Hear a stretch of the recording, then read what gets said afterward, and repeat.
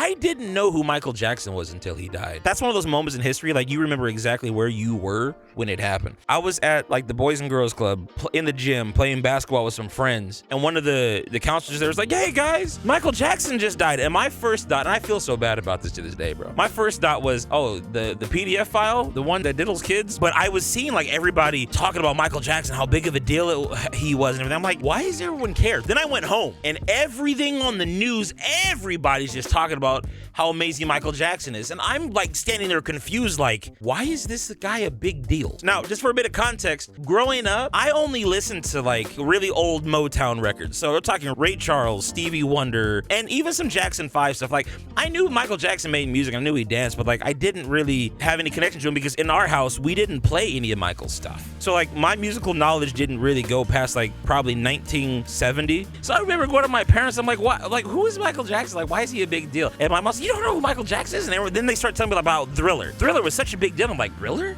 They're like, yeah, you know, like the zombies, and it was like a big horror film. Like he was the first black person to be on MTV. I'm like, wait, what are you talking about? So I went on YouTube. Here are the two videos my family kept telling me to look up. They told me, look up Thriller, and they told me to look up the Motown 25 performance when he did the moonwalk. I looked at Thriller first, and I was like, holy shit. Like, I couldn't believe it. And then I looked at Motown 25, and I saw him moonwalk, and I was like, oh, okay, I gotta learn how to do that. If it was not for Michael Jackson's death, I probably would not have gotten into dancing. Or at the very least, I wouldn't have been as passionate about dancing as I am now. When they had the funeral for Michael, I remember crying because I felt bad because of how I used to think about Michael. But two, I also felt bad because I felt like I missed out. Like I had no idea who this dope ass person was. Michael impacted my life in an insane way, and it was all because